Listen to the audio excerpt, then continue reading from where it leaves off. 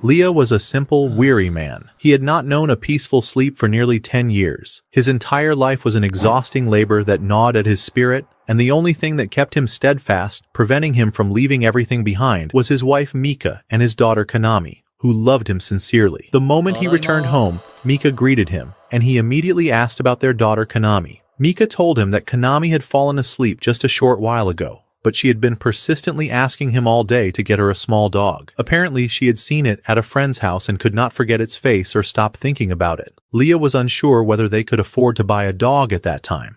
Things were tight, and money barely sufficed. Yet when he looked at his daughter's face as she slept, he thought to himself, well, if a small dog will make her this happy, it's worth it, even if I have to work extra shifts. The next day, Ryo took his daughter Kanami, and they went to a pet store to get the dog. Her face lit up with joy, while Mika looked surprised at his agreement. His work was already exhausting, and adding a dog to his responsibilities would only make things harder. But Ryo thought to himself, as long as my wife and daughter are well and happy, I can endure anything. He was gravely mistaken. The following day at work, his manager shouted at him because he had not submitted a report on time, even though Leia had already sent it on Thursday. But the manager had been at the cabaret then and had not seen the message. Nonetheless, he found a way to blame Ryo for what happened. All of his work was one strain after another. Either he endured insults from a provocative manager who cared for nothing, or he shouldered the mistakes of colleagues who abandoned their duties. And if any mishap occurred, the blame fell squarely on him. He walked through a field of metaphorical landmines, yet he forgot all his worries when he returned home to see his wife and daughter. Until that day came. Ryo was riding the subway on his way to work, when a message from his friend Nita arrived, telling him about a newly released game and asking him to buy it for her. Ryo chuckled to himself, thinking that Nita never tires of these games. Since they were friends, he told her he would get it. He got off the subway and opened Google to search for the store. The area was unfamiliar to him. He glanced around, hoping to find something to help, but what he saw shattered him completely. He saw his wife Mika walking out with a strange man. He could not believe it. In fact, he outright refused to believe it. She was supposed to be with Kanami, on their way to sword training. So what was she doing here at this hour of the night? He returned home and asked Mika about her day. She told him that she had taken Kanmi to her training session. He had intended to confront her about what he had seen, but he remained silent. He thought to himself, I do not want to destroy my own home with my hands. He tried to convince himself that he must have misunderstood. It was impossible that Mika would betray him. Deciding to step out for a while to calm his nerves, he attempted to put his computer into sleep mode, but it would not respond. The system kept freezing, forcing him to shut it down and leave the house. He walked through the city until he reached the same place he had seen her the last time, feeling relieved that she was not there. But his relief vanished completely when he heard her voice on the phone, with the same man, and the disaster was that she had taken Kanmi with her as well. He kept telling himself, perhaps he is just a friend helping them. Then he heard Kanmi calling out to that man. Ryo's world shattered entirely. And the next day, he returned to work, unable to believe what he had witnessed. He tried to convince himself that there had been some mistake, that what he had seen could not possibly be true. Suddenly, his manager arrived and shouted at him once again. Why are you slacking off? Ryo explained that he had been waiting for the device to operate, but it was malfunctioning repeatedly due to security protocols, forcing him to take mandatory breaks each time. The manager did not listen to a single word, continuing to yell, and why take breaks at all? At that moment, Ryo received a call from Mika, who informed him that Kanmi had suffered a serious accident and urged him to come to the hospital immediately. He ran with all his strength, and upon arriving, he asked frantically, where is Kanmi? She replied that Kanmi had been taken into the operating room. Soon after, the doctor emerged and asked them, are you Kanmi's parents? Both replied, yes, we are Kanami's parents. The doctor said that a blood donor was needed from one of them, then inquired about their blood types. Ryo said, mine is AB positive. Mika said, mine is O negative. The doctor requested Mika to enter the operating room to donate blood, which left Ryo astonished, asking, why her? Specifically, the doctor explained that Kanami's blood type was also O negative, and Ryo's blood would be entirely incompatible. Ryo sat in the hallway, waiting, then opened his phone and began searching online. And the shock hit him. Scientifically, it was impossible for a child to have blood type O if her father's type is AB. The only explanation for this, she was not his daughter at all. Rage and despair consumed him completely. He confronted Mika and asked, is Kanami truly my daughter, or what? Instead of answering, she assumed the victim's role and said, I am supposed to be the one upset. You were never present. You never cared for this home. Leah insisted that he worked day and night for them, but she would not listen, shouting, "Your work has no value. No promotions, no raises, and you cannot give me the life I desire." He could not believe what he heard, yet she continued. 10 years of marriage have passed, and I barely see you. Everything falls on my shoulders alone. She completely ignored the revelation that the child was not his. Then she told him, "You have never been part of this home, and I will take Kanami and leave." Leah asked,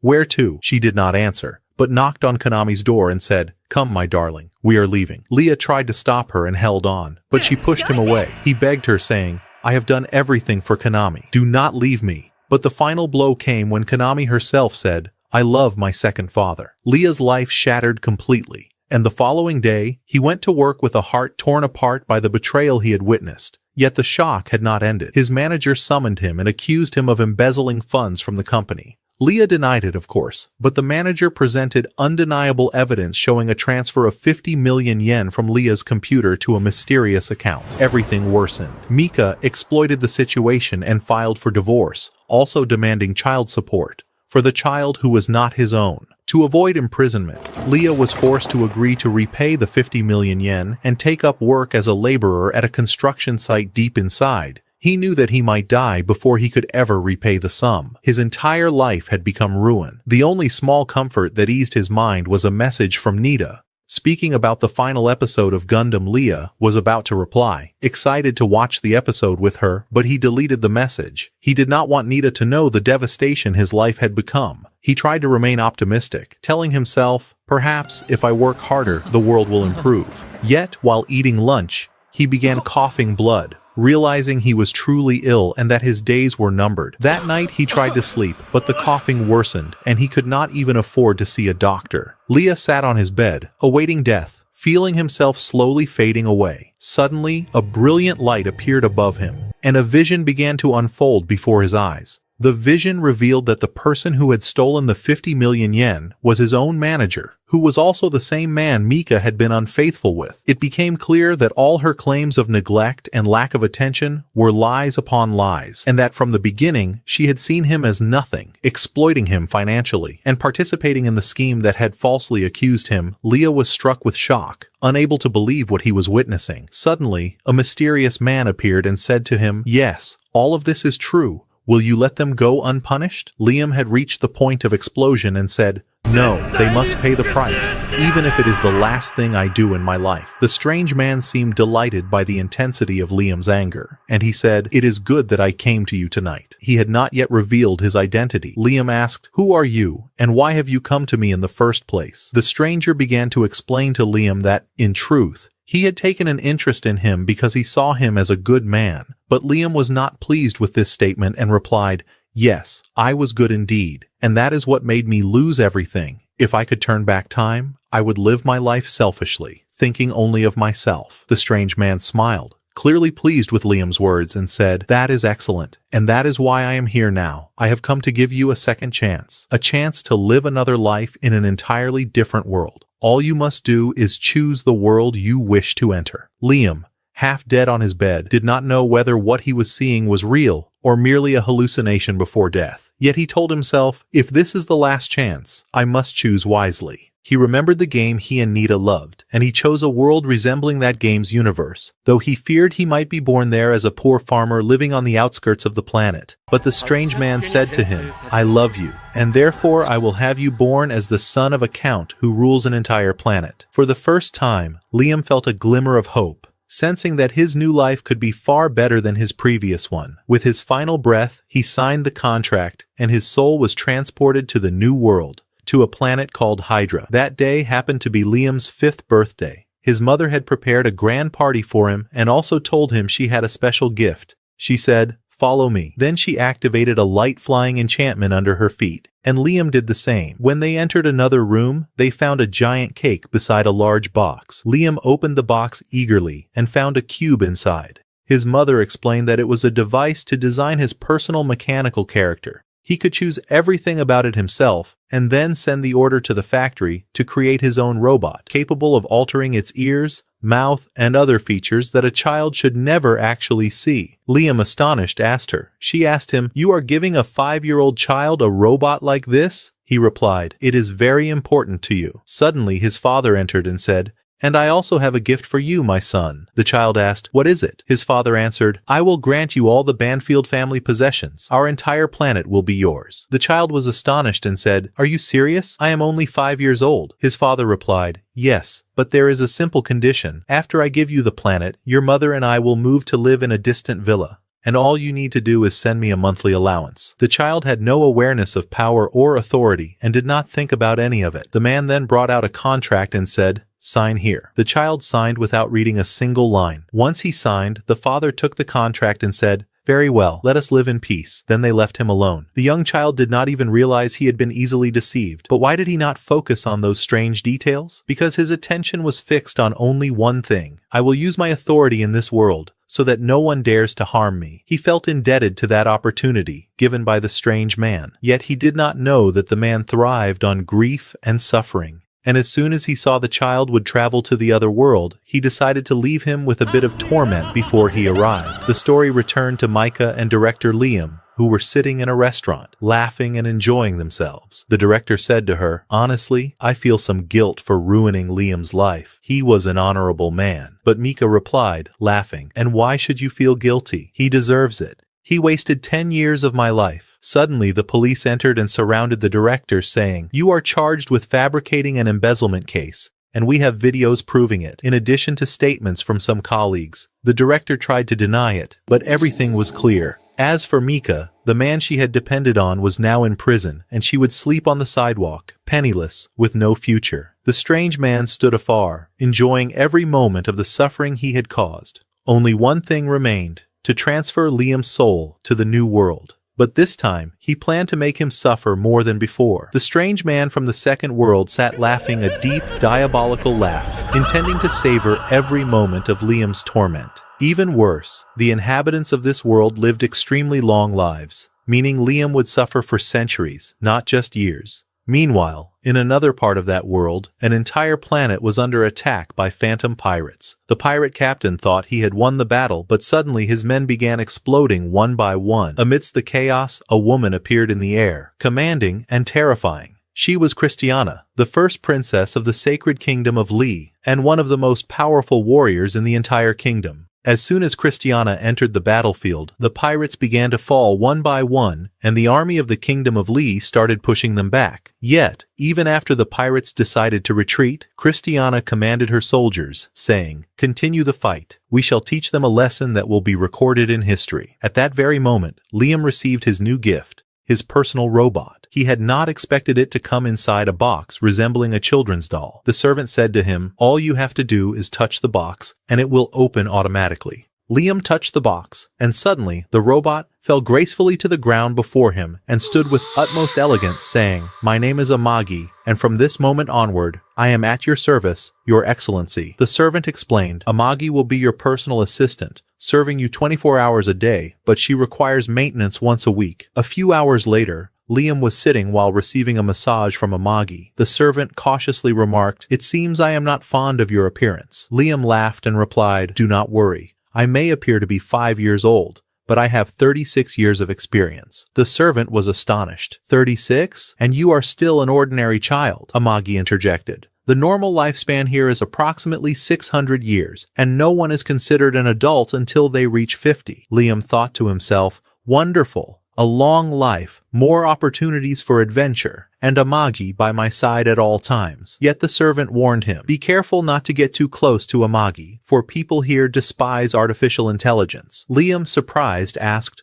"Why?" The servant replied, "In the past, artificial intelligence nearly annihilated humanity in a war called the Skynet War. They enslaved people and almost killed them all. But heroes rose against them and restored human freedom. These same heroes founded the current empire, so it is natural for the nobles here to harbor aversion toward anything related to artificial intelligence." Liam asked, "Then why did my mother give me a robot for my birthday?" The servant remained silent for a moment, then said, "I am ordering you now to tell me the truth." The servant replied honestly, "Your parents, they ran away." Liam asked in astonishment, "Ran away from what?" The servant answered, "They left you an inheritance of debts, No lands, no money, only endless debts. Liam was shocked. How is that possible? He asked. The servant continued. Your great-grandfather, Alistair, was a remarkable man, achieving many accomplishments and raising the Penfield family name high. But your father, he was a failure. When he took power, he destroyed rights, closed factories, vanished income, and now you are responsible for all of it. Liam thought to himself, I was not meant to enjoy life. This is just the beginning of my suffering. And the strange man continued to bring him ever greater calamities, while time stretched endlessly. Elsewhere, on the planet Hydra, some people sat in a bar, drinking and talking about the new lord who had become a 5-year-old child.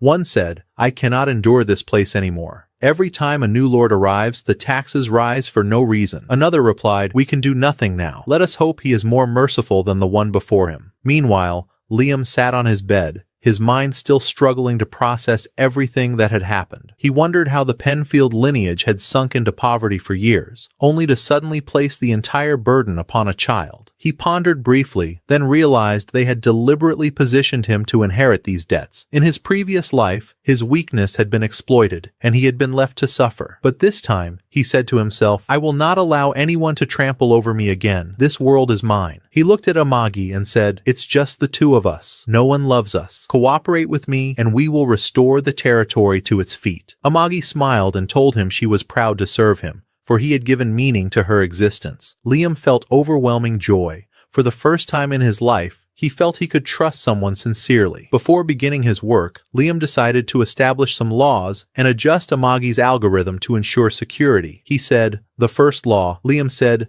do not harm any human. Then he paused for a moment and thought to himself, wait, I do not really care much about humans. Forget what I said. The first law is, you must never harm Liam under any circumstance. He added, the second law, you must obey all my orders, unless doing so would harm me. And he continued, the third law, protect yourself without violating the first and second laws. Amagi's laws were defined, and the real work began. Liam said, why don't I restore the Banfield domain? Let's return it to its former glory. Do you have any ideas? Amagi answered after a quick analysis. I have a suggestion, but you must know that an AI's opinion does not always align with the Empire's way of thinking. Liam admitted frankly, I don't understand anything about this world. Amagi suggested using the education capsule, a device that injects 10 years worth of knowledge into the brain in just 6 months, while also enhancing the body. Liam said, perfect. But who will manage the territory while I'm inside the capsule? Amagi replied, I am your proxy. I will govern the domain on your behalf until you return. The servant Brian intervened with shock. Have you lost your mind? Placing the entire domain in the hands of a robot? Liam answered calmly,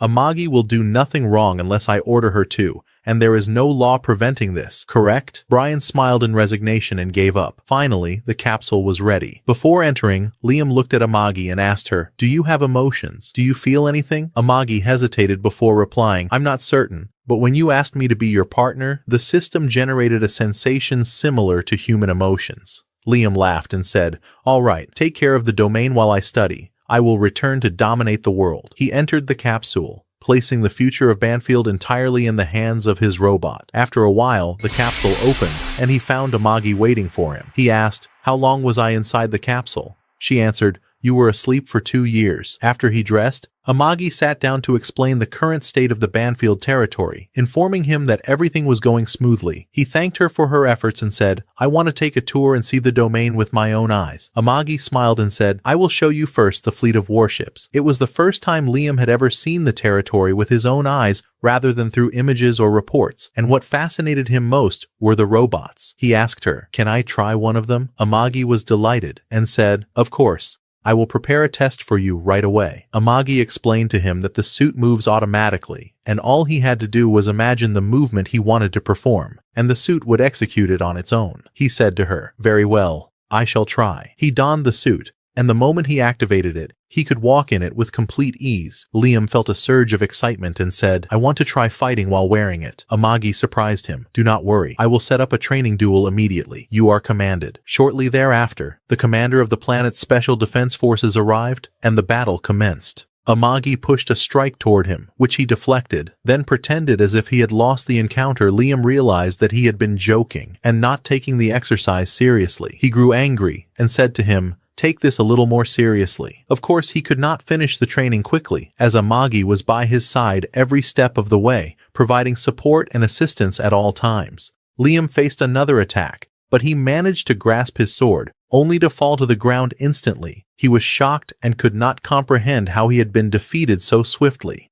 Amagi explained to him that the suit's movements are based on what the user imagines, and individuals with years of experience like the commander control it with precision. After this humiliation, Liam felt an intense fury and told his servant Brian, "Bring me a combat instructor immediately." Brian tried to calm him, saying, "Sir, there is no need to learn combat at all." But Liam was resolute. He could not accept the word no. In his previous life, he had been oppressed by those stronger than him, and he would not live the same way here. If he wished to be a powerful lord, he had to become strong. In a short span of time, Liam met a man named Yasushi, a skilled master in martial arts. Liam admired him at first sight and told him that he wished to learn from him. Yasushi agreed to be his instructor. However, Amagi felt uneasy and said, "I am not comfortable. Yasushi seems suspicious." Liam responded, "I know he seems suspicious, but he resembles a samurai, and I am drawn to his presence." Amagi then said to him, "Very well. Try it first before relying on it." Liam ignored her advice and asked Yasushi to give him a brief demonstration. Yasushi agreed and said, "Come with me to the forest." There he arranged some wooden pillars and before beginning said, "Focus carefully. This is a secret technique, and I will not repeat it in front of anyone." Liam said to Amagi, "Record everything that happens." Amagi began the recording. Yasushi took a stance, drew a part of his sword, and swiftly returned it. Suddenly, every surrounding pillar split perfectly in half. Liam was astonished. Unbelievable.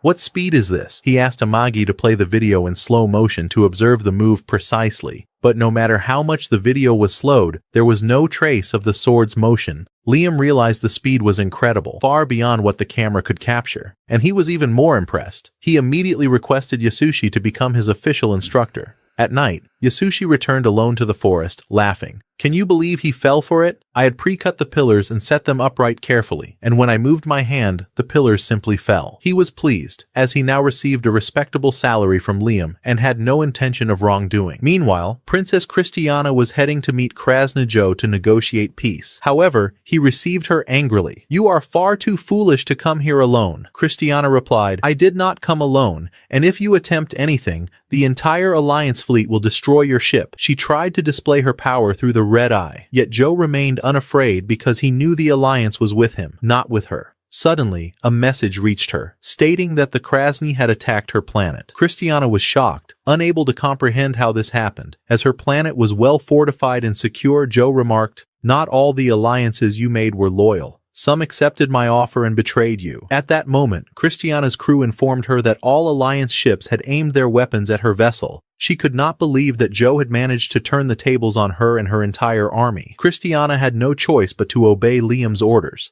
Meanwhile, on Liam's planet, he was still training with his instructor, Yasushi. He was utterly exhausted, yet he had failed to master the flash maneuver, the spectacular move that sent wooden objects soaring. Liam asked Amagi if there was a way to learn this technique. But as Amagi was an artificial intelligence, she was not particularly knowledgeable on the subject. 3 years passed while he trained with Yasushi on the fundamentals of swordsmanship. Liam began to feel bored with the repetition. Amagi informed him that he had become highly skilled in the basics, and his level had improved significantly compared to before. Yet this meant nothing to him. He desired to master a showy maneuver that would amaze people. In the evening, Yasushi sat in his room reading manga, unable to believe his fortune. He had landed a well-paying position, despite being a mediocre swindler with swords. For the past 3 years, he had been teaching Liam simple moves and receiving a hefty salary for it. Liam wished that this situation would last all his life. Suddenly, Liam entered the room and announced that he wanted to learn the flash maneuver.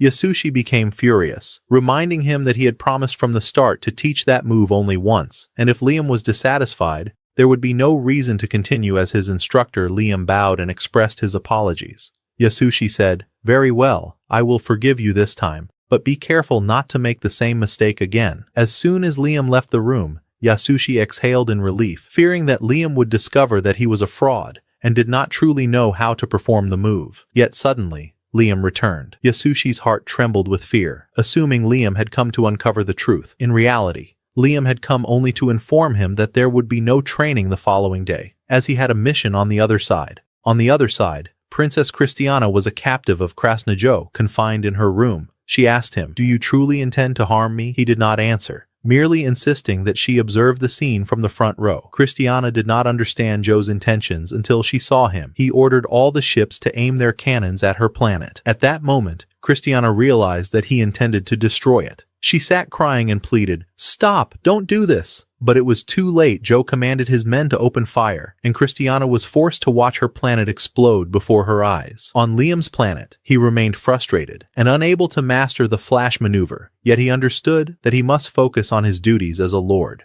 He requested the monthly report from Amagi, who presented him with a chart and statistics showing the state of the planet's economy. The debts remained, but production was beginning to improve. Liam felt a surge of satisfaction, knowing he had entrusted the administration to Amagi, who worked conscientiously. However, she warned him that growth was slower than expected, as a significant portion of funds had been spent on entertainment projects. Yet the results did not match the investment of money and time. Liam requested a detailed report on the funds allocated to the entertainment program, along with the accounting years he had studied before his previous death. Finally, he obtained the results directly and immediately detected a flaw. He summoned the program manager. Shortly thereafter, a man hurried in. Liam calmly addressed him. "If you have something to say, speak now." The nobleman attempted to feign ignorance, pretending not to understand, but Liam had already uncovered him. He realized that the man had been embezzling funds from the program. The nobleman had been cleverly manipulating invoices to cover his theft, but Liam was no naive pupil. He had seen disasters before and recognized the schemes instantly. Additionally, Liam discovered that the nobleman had changed the suppliers he worked with. Liam asked directly, "Why did you change the suppliers?" The nobleman tried to convince him that the new supplier was better, but if that had been true, the program's results would have been far superior. In short, it was evident from head to toe that the nobleman was nothing but a deceitful thief. Curiously, Liam was not enraged. He had come to this world to become an evil lord, and he understood that he must learn to wield his position effectively. Suddenly, Amagi informed him that there had indeed been an embezzlement case previously filed against the nobleman. Liam was astonished that the man still held his position. The nobleman claimed that the case had been closed, and that one of his subordinates had been accused of embezzlement in his place. Liam asked Amagi if this was true,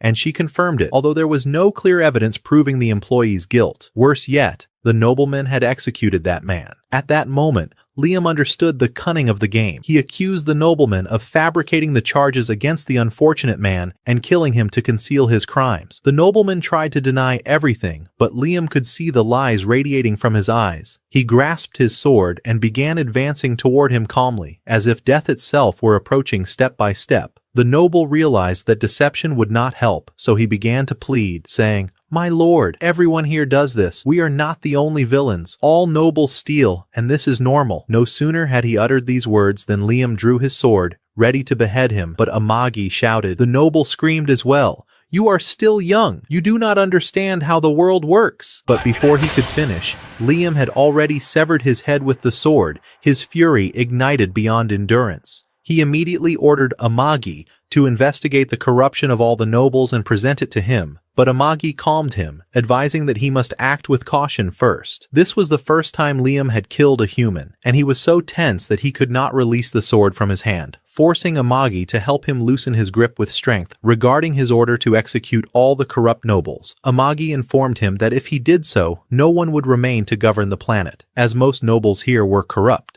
She suggested that he deploy a number of robot servants to manage the planet in their place. Liam trusted her judgment and approved the plan. After a short while, Liam returned to the training area. Now a master of the fundamentals of swordsmanship, he decided to train again with the combat suit. But before he could don the suit, Yasushi suddenly appeared and said, "Do not dream of becoming a powerful warrior while training with an automated suit." Liam asked Amagi, "Is there not another suit I can use?" She replied that there was a fully manual suit, but no one had ever been able to use it before. The truth was that Yasushi had invented this lie. He had begun to worry that Liam had truly become a professional swordsman, and if he developed further, Yasushi's position as a swindler would end. While searching the royal family's storage, he found a broken combat robot and decided to trick Liam into training on it, confident that a child like Liam could never control it. Indeed, Yasushi's plan succeeded. The idea took root in Liam's mind, and he was intrigued. Liam challenged himself in theory. He thought that if he could master the manual suit, he would gain an enormous advantage over anyone using the automated suits across the galaxy, and this training could greatly enhance his power. But before beginning, he needed someone to repair the robot.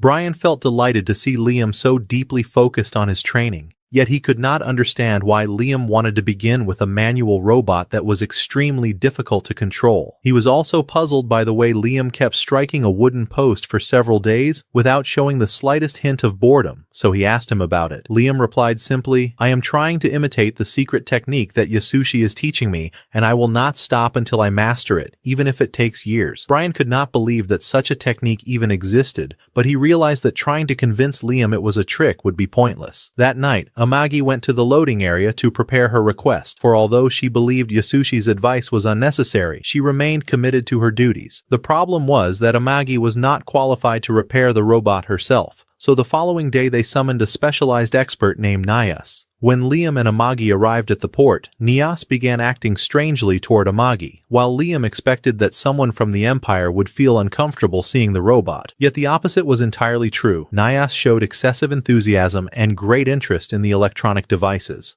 Liam asked Nias to repair the robot, and she told him frankly that it was completely damaged and that buying a newer model would be far better. However, she eventually yielded to his insistence on repairing it, even though spare parts for that model were no longer manufactured, and the cost would be high. Liam, however, did not hesitate to cover the expenses. Before the repairs began, Liam insisted on adding an offensive move to the robot, a powerful technique resembling a rocket punch in which the arm would launch outward to strike the enemy. But he listened to Nias's advice when she explained that the idea was impractical, since the engines would require enormous space, and losing the arm during combat would be dangerous. In the end, they agreed on a reasonable modification. While everyone was talking about the greatness of robots, Yasushi stood at a distance, unable to believe that Nias admired Liam more than him. Perhaps it was because Liam was genuinely likable. Unlike the jealous failure who stood watching from afar, determined to get back at him, Yasushi decided to subject Liam to harsh training. He made him stand on a tree trunk in the middle of the lake and began striking him with flying spheres, pretending that he was trying to awaken his sense for incoming attacks without looking directly, though all of it was empty nonsense. Meanwhile, on another planet, Christiana was being held captive along with her crew after Joe had abducted them, and she was struggling to comprehend the complicated situation she had been thrown into. As events unfolded in multiple places at once, Joe was overjoyed as he humiliated Christiana. When she asked him what he intended to do with her, he smiled wickedly and said, "I will take you with me to the planet, my private treasure, and you will become part of my collection." Christiana thought he was plotting something indecent, but when she arrived at the laboratory, she discovered that the truth was 1,000,000 times more horrifying. At that moment, she wished it were merely a matter of insolence. Before her eyes unfolded a ghastly scene. One of her colleagues had been transformed into a grotesque creature as a result of the experiments conducted by a mad scientist under Joe's command. Joe ordered the scientist, "Take Christiana. I want you to begin as usual." Christiana trembled in terror.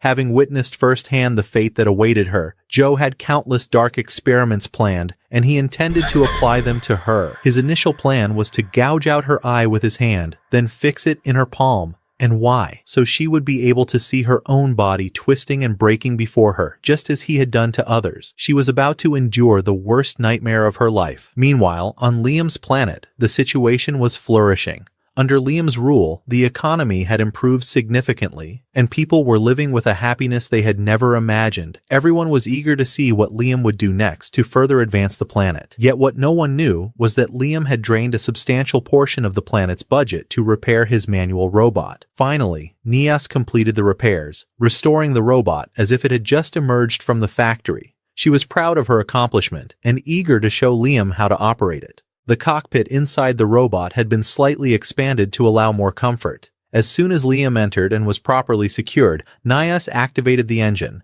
It started immediately and conducted a scan to register Liam as the official new pilot, meaning no one else could operate it. Liam was extremely eager to test the robot, but the moment he grabbed the control unit, he fell face first. He had forgotten that this robot lacked an automatic balance feature, and each step required manual adjustment. For any ordinary person, control would have been impossible. Yet Liam had trained precisely for this moment, and he managed to adjust his posture and stand once more. He exited the loading area, with people gazing at him in profound admiration. For a first attempt, his command of the robot appeared astonishing. Nias explained that imagination was a crucial element in operating this type of robot. The clearer the image in his mind, the more precise the robot's movements became. Soon after, Liam returned to training with his sword, attempting once again to perform the flash technique by cutting the wooden post from a distance, just as he always tried to do. But no matter how hard he tried, he could not succeed. Doubt began to creep into his heart. Perhaps I do not possess the talent for swordsmanship as I once believed. Amagi approached him and said,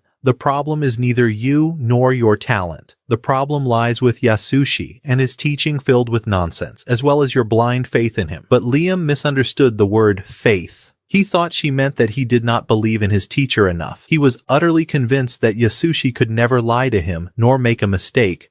So he reached a strange conclusion. Then the problem is that I do not understand the master's lessons well enough. Suddenly he remembered that this world contained magic. He said to himself, "Very well, I will use magic together with the strike instead of relying on my muscles alone." And with that, Liam made a great leap forward in his training. From that day on, Liam spent long months training to combine swordsmanship with magic, until the awaited day finally arrived. He called out to Yasushi and said, "Master, come and see how far I have come." Deep down, Yasushi was certain that Liam would disappoint him as usual. But the moment Liam drew his sword, he unleashed a magical wave that split the wooden post in half from a distance. Yasushi could not believe what he was seeing, but he quickly put on the mask of wisdom and said, "Well done, my student. But you still have much to master before you can truly perfect the technique." After witnessing Liam cut the wooden post, Yasushi's expression flipped entirely in shock, and terror began to fill his heart. This boy is not normal. I have been lying to him all these years,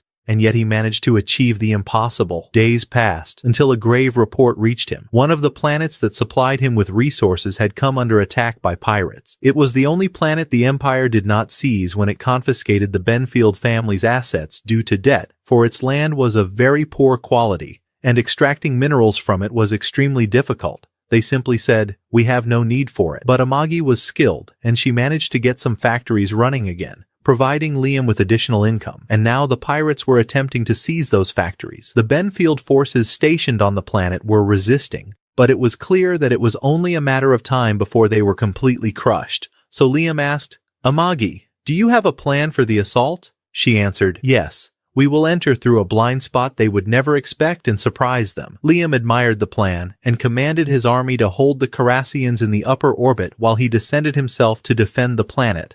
Brian attempted to object. "My lord, it is too dangerous for you to go personally." But Liam refused. "No one will ever steal from me again, and besides, I want to show them the new skills I have learned." Indeed, Liam arrived with his battalion, and Amagi had prepared a massive cannon in which Liam's robot was placed. As soon as the cannon was ready, they launched it toward the planet's surface. The Cardassians were completing the destruction of the factory protection army when suddenly one of their ships exploded. They looked around and saw Liam falling from the sky, his sword cleaving one of them in half in an instant. The Cardassians began to run and spread out to surround him, but Liam used the training he had acquired from the tennis balls Yasushi had thrown at him. He sensed their movement without seeing them and cut down those who approached from behind before they could reach him. Then a group of Cardassians began firing lasers at him. Liam said, "Very well. I also know how to fire lasers." He set aside his sword, summoned a massive laser cannon, and began clearing the battlefield.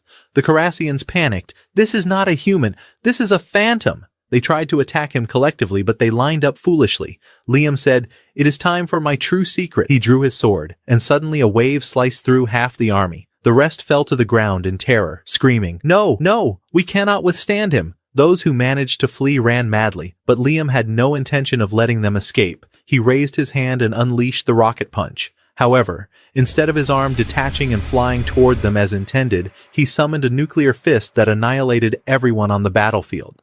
Liam stood frowning and said angrily, "This is not what I ordered. Nias, I asked for a rocket fist, not a nuclear bomb, woman." At that moment, he received a call from Amagi, who informed him, apologetically, that she had managed to destroy 30% of the pirate fleet, seize another 30% of their ships to build a new army, while the remaining 40% had escaped to Marad. Liam smiled and said calmly, "You have done an excellent job, Amagi." On the other side, news reached Joe that the pirates he had sent to Penfield's resource planet had failed in their mission, and his rage was so intense that he nearly tore his clothes in fury. The reports claimed that the squad had underestimated the strength of the Penfield army and had been forced to retreat to avoid total annihilation. Although this explanation seemed reasonable to others, Joe was not prepared to let it slide. He decided to exact vengeance upon every single pirate who had returned and fled, for he would not tolerate a coward among his men, and those who feared deserved no life. Once he had dealt with them all, he intended to carry out the mission personally. Meanwhile, Leon and his legendary team were returning from the battle. Elated with the outcome, not only had they succeeded in protecting the resource planet, but they had also captured several pirate ships. According to imperial law, anything seized from a pirate ship, both the vessel itself and its cargo, became the rightful property of the captor. Fortune favored them, as the captured ships were filled with stolen treasures. Upon hearing the word treasures, Leon's mind immediately drifted to thoughts of gold and silver, but Brian informed him that what they had was far more valuable. After inspecting the ships, Amji reported that they had discovered rare metals such as orichalcum and adamantite. However, Leon paid little attention, as these metals were primarily used for weapon making, whereas he dreamed of something akin to a diamond-encrusted crown. Brian could not understand his displeasure, for in this world, diamonds were merely shiny stones of little value, while orichalcum and adamantite were far more precious. Yet, as mentioned, Leon did not care. He only desired something that would make him feel wealthy. When Brian informed him that there was also some gold aboard the ships, Leon rejoiced and instructed him to mint a vast quantity of gold coins. Brian asked if he also wanted coins made from the other metals, but Leon refused. He was not foolish enough to squander them, intending instead to use them to manufacture weapons for the army. At that moment, Amji pointed out a major problem. There was no skilled blacksmith they could rely on. Furthermore, the Penfield army had approximately 10,000 ships, but upon inspection, they discovered that most were non-operational. When orders to mobilize against the pirates were given, only 30% of the fleet could take off and participate in the battle. Amji was astonished that they had emerged victorious at all, given that only 30% of the fleet had been operational. Yet, victory was achieved because the pirates had underestimated them. The rest of the empire considered Penfield to be poor, assuming the attack would be easy. Had it not been for Leon's exceptional leadership, the situation could have turned completely against them. Nevertheless, if the pirates had decided to launch a full-scale assault, Penfield would have had no chance of winning under these circumstances. Despite all this, Leon was not pleased. More than 70% of the ships were damaged. Then Amji proposed an idea. She suggested disposing of the completely broken ships. Brian immediately objected, arguing that removing those ships would lower the army's ranking and make them appear as easy prey. Which was true, but repairing the ships would cost an enormous amount, and Leon did not want to pay it. The army managed to purchase new ships to replace those to be discarded, and if they sold the precious metals obtained from the Karasne, the funds would be more than sufficient elsewhere. Nias felt immense pride in her new ship design, having succeeded in increasing its efficiency by 7%, improving its responsiveness, and facilitating maintenance. She promised that if the army adopted her design, their fleet would become significantly stronger. The next presentation came from Ulysses, representing the third weapons factory. She presented a luxurious ship design, akin to a high-end cruise ship. Its interior and exterior resembled a 5-star hotel, equipped with all amenities, a bar, theater, cinema, and even an indoor golf course. Nias's ship, while stronger in combat, lacked these comforts, such as the golf course, which led the Imperial Army to choose Ulysses' design. Instead, Nias objected, claiming her ship was far superior, as it focused all resources on enhancing combat capabilities. Ulysses countered, stating that her ship's power was not lesser in battle, and that strength relied not solely on weaponry, but also on the crew managing the vessel. A well-rested crew, comfortable after a long day, would be ready to fight with full vigor. After the presentation, Ulysses left, elated and triumphant at the army's choice of her design over Nias. Yet Nias told her the game was not over. She might have lost this round, but she would prove her design's superiority in actual combat. The problem was that Nias had spent her entire budget. If she could not find a buyer for the ships the army had rejected, she would go bankrupt. While pondering this, an idea struck her.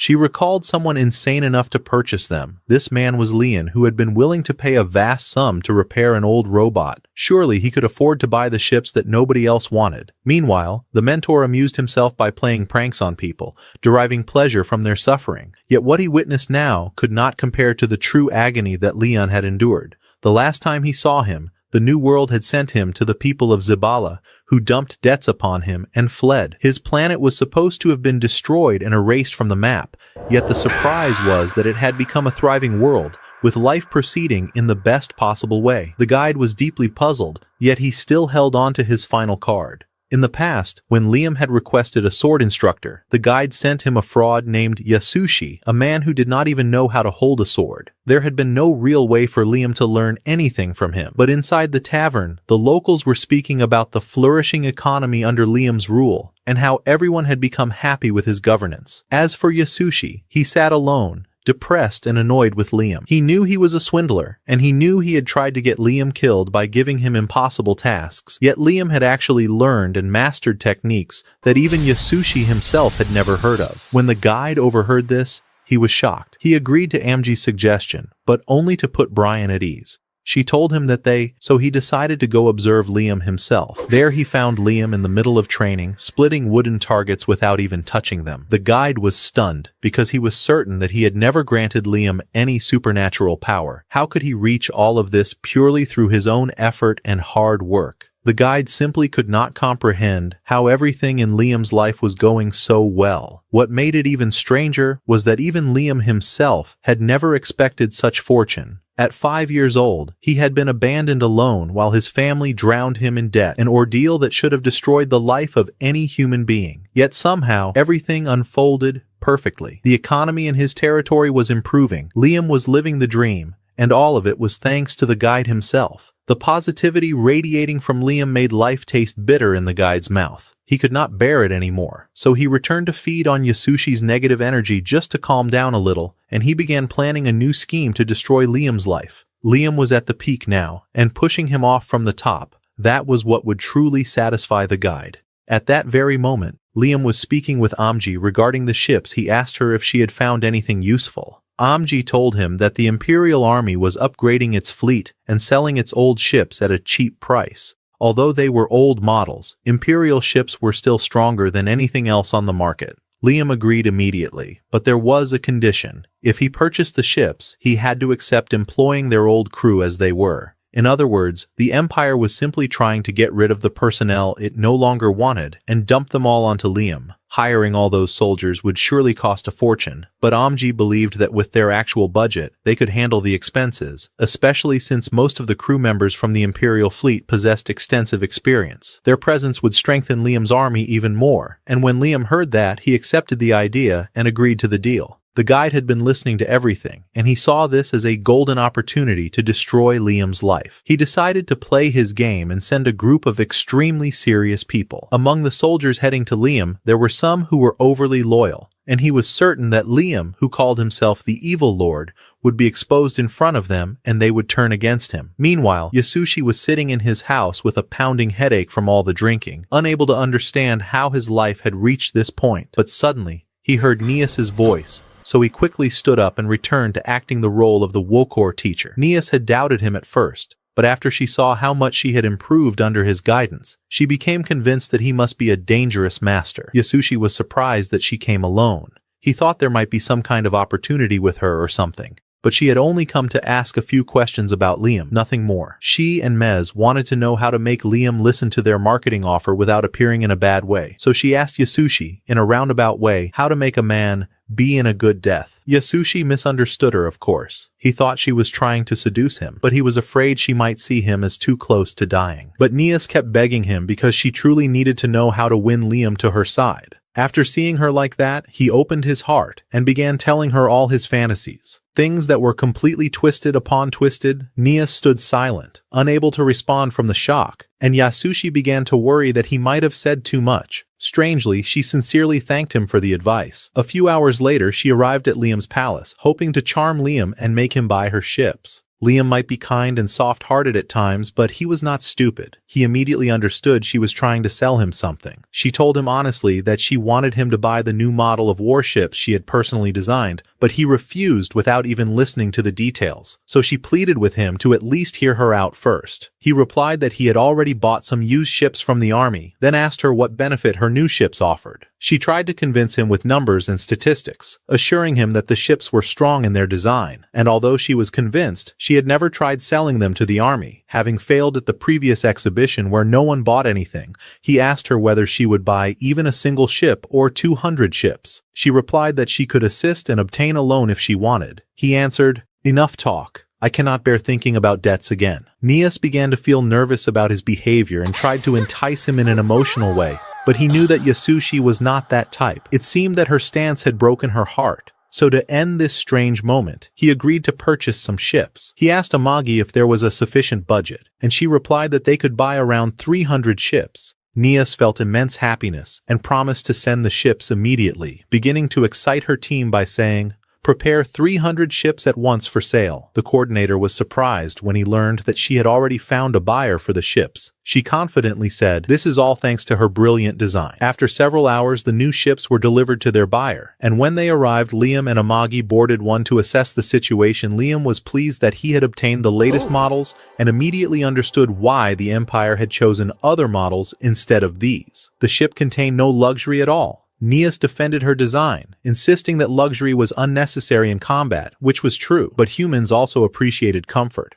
To complete the transaction, Nias requested Liam's signature on the delivery receipt, but she wanted to ask for something else. She inquired whether she could obtain some of the Corsair ships he had recently seized, but he refused immediately, stating that he intended to integrate them into his fleet. They tried to persuade him, but he remained firm. Nias proposed a compromise. They could provide her with a single ship on the condition that she modify the rest of the Corsair ships to integrate with Liam's system, because Corsair ship technology was very strange, coming from outside the Empire, and it had to be adapted to work with the fleet. He agreed immediately, as the modification was far less costly than extracting the technical information from the foreign technology. When Liam asked about the matter, Nias suggested they go see one of the Corsair ships themselves. The three went together, and the ship's appearance was completely different from any ships Liam was accustomed to. The team reacted with great enthusiasm. They said the ship was a technological treasure, full of ideas and technology that could be copied, and Liam was also pleased, especially when he saw a massive steering wheel in the center of the control room. He admired it, and requested one to be installed on his ship, but she informed him that while its appearance was beautiful, its use was less efficient than the digital panel, and that controlling the screen was much faster and easier. Liam was not interested in the overall appearance of the ship. To him, it seemed merely a tool. Meanwhile, Nias preferred to roam its corridors in wonder, and with every passing moment, she was more astonished by the advanced technology it contained. She exclaimed in a voice full of amazement that the gravity laser system here operated at an extraordinary range, that there were inverted generators, and even the 6 GTI engines were installed in an astonishing manner. She could not wait and returned to start analyzing all the available data. During her tour, Liam noticed something resembling a dog standing in a corner. He approached to examine it, and at one moment it behaved strangely. Amagi asked him, "Are you all right, my son?" He replied, "I saw a dog or a cat here, but it disappeared suddenly." It became clear that it had entered through a specific door, so they headed to the room the creature had entered and discovered that it was the ship's navigation or sonar system room. Amagi activated the system and explained that this room recorded all the ship's voyages, and she had previously used it to track maps. From the data, it became clear that the Corsairs had been seizing planets across the entire Drain Empire, which was expected. After focusing on the data, Amagi discovered a strange pattern. Every time the Corsairs conducted a raid, they returned to the Empire via the transit gate, then made a small jump to the borders. This region had, for years, been the scene of conflicts between the Empire and other forces, making it extremely difficult to monitor, and an ideal base for the Corsairs. Liam asked for the coordinates of the small jump, but she told him they changed every time the Corsairs returned from their raid. Amagi began analyzing the coordinates she had obtained, mapping the ship's route, and discovered that it corresponded to a small wandering planet deep in space, following an irregular path, making it nearly impossible to reach without knowing its location in advance. Amagi said she suspected this might be the Corsair's secret base, but he replied confidently, No, I've watched plenty of Corsair films. This planet is definitely a treasure island, and they store all their loot there." After gathering the necessary information, Liam asked her, "What do you intend to do now?" He asked her, and she answered without hesitation, "We will attack the planet." At that moment, the Corsairs returned from the stars, preparing for the battle against Liam. Their leader, Joe, was on the verge of exploding from rage, shouting at his men, How could a weak noble mock us and turn us into a laughingstock before the entire galaxy? He cannot be allowed to survive. Then he ordered all his men to prepare for battle, adding, target the entire Benfield region. But before that, he wanted to teach the Corsairs who had failed him a lesson they would never forget. So he locked them inside a capsule and detonated it in front of everyone. Liam immediately returned with his fleet to attack the treasure planet, but to reach it, they had to pass through the Domus Gate, which was supposed to transport them to the Balmanea Gate, from where they would continue their journey. They requested passage authorization, but the request was denied. Liam asked for the reason, and Nias answered, "Our request was rejected because we did not pay the transit fee." Suddenly, they received a call from a gate employee addressing Liam directly. "Sir, the fee is calculated based on the fleet's weight and the distance it will travel, and since you intend to move the entire fleet, the cost becomes extremely high." Liam said, "Very well, I will pay, but I do not have money on me now. I will pay you when I return." The employee replied coldly, "No sir, that is not possible. House Benfield's account in the bank is at 0, and even the fast loan companies do not wish to deal with you." Liam accepted that the fee must be paid first, or there must be someone trustworthy to guarantee the process. Only then could it proceed. But unfortunately, no one trusted House Benfield. Liam said, "Pay you when I return," and the employee replied, "There is no guarantee that you will return at all." Liam could have returned home to bring the money, but that would cost him great amounts of fuel and time. So he said, "Bring your manager so we may speak with him." The employee informed him that he himself was the manager. So Liam said, "Fine, I will come in person." Amagi looked at him and said, "Are you sure? If the manager refuses you while speaking comfortably on the phone, he will not agree even if he sees your face." Liam answered her confidently, "Do not worry. I have extraordinary negotiation skills. He will agree." Meanwhile, Joe arrived with his fleet at the Balmanea Gate, intending to use it to travel to the Domus Gate and then attack the Benfield region and erase it from existence. His entire fleet stopped at the edge, and Joe contacted the employee and offered him bribes to avoid excessive questioning. As for Liam, he was standing at the Domus Gate counter, attempting to convince the manager to allow his ships to pass, but the manager insisted on his stance. "No money, no passage. Rules are rules, and I cannot alter them for your sake." Suddenly, he received a message from the Balmanea Gate, stating that Joe and the Corsair fleet were approaching. The manager looked up and said coldly, "I have matters more important before me," and he left Liam standing in the reception hall. Liam could not believe how his extraordinary negotiation skills had failed. He continued talking to himself while following the spirit of the dog he had noticed earlier. It led him into the room the dog had entered, and he was surprised to find it was the ship and gate control room. Inside the control room, the manager and Farouk verified that the connection between the Domes and Balmanea gates was functioning fully, meaning Joe would be able to pass through the distance, and he was supposed to arrive in exactly 30 minutes. One of the employees asked, "Are you sure about what we are doing? This means Joe's fleet will appear before Liam's fleet in the waiting area." It was known that Joe would not wait a single second and would attack immediately upon arrival, while the manager remained tense, unable to see what lay ahead, and ordered them to take a break, for without their presence, they could not have acted in the critical moment.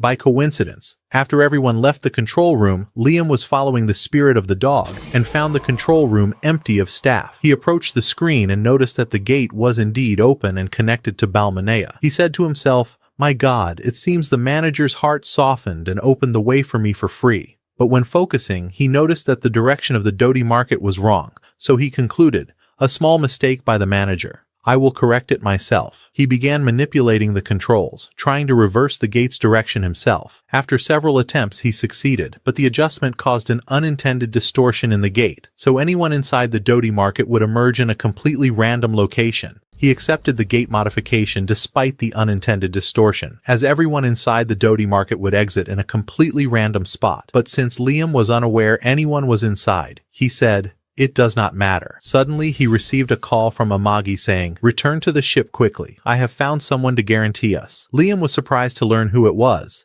and when he returned, he realized it was Nias, who felt that the least she could do was help, especially after he had saved her when he purchased her ships and left her some of the Corsair ships as well. Liam thanked her sincerely and said, "Fine, I have prepared the gate in advance. Let us move." Indeed, the fleet began to move, and after half an hour, they arrived at Balmanea. Only a short jump remained to reach the wandering planet and begin the mission. As for Joe, he was still trapped inside the Dodi market, unaware of Liam's trick on him. After a long while, he began to suspect something was wrong.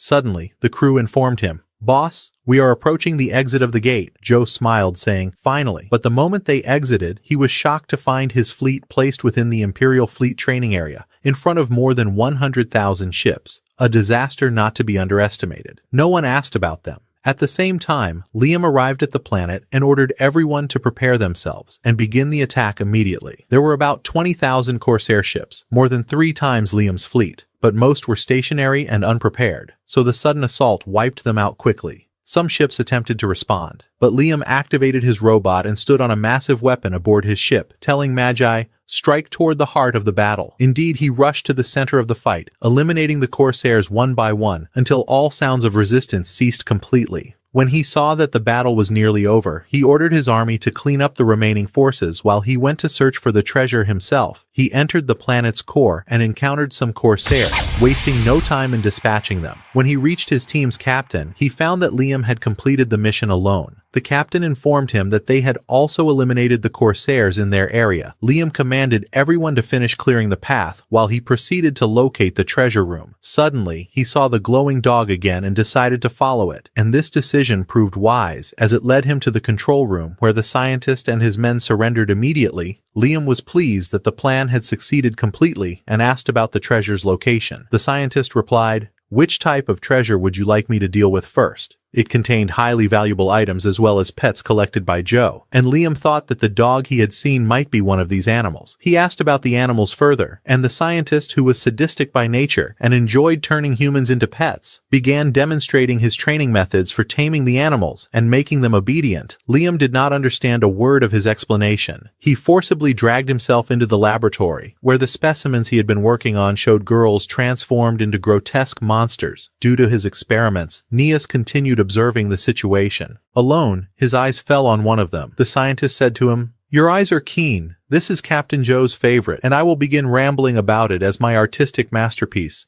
and I am proud of it." Liam's face twisted as he recalled his dark days when he treated humans as less than human. Unable to bear seeing someone torturing others like this, he drew his gun and fired it into the scientist's head. "And if you do not remember who she was, let me remind you, she was Christiana." After that, Liam began looking around when suddenly he heard a voice coming from her asking him, "Who are you?" Liam replied, "I am Liam. I have seized control of this planet and killed the one who was in charge of it." The girl's eyes filled with tears, and she said that her torment would finally come to an end. She begged him to end her suffering and the suffering of the others, for they would never live as normal humans again. He told her, "I will help you. It is simple. In return, you will repay this favor later." He walked out while ordering the soldiers to bring doctors and take the girls onto the ship for treatment. The girl kept screaming, begging him to kill her, knowing she was already lost. The captain tried to calm her down, but he could not disobey Liam's orders. He attempted to convince Liam to reconsider, telling him that the treatment was extremely difficult, requiring full bodily reconstruction,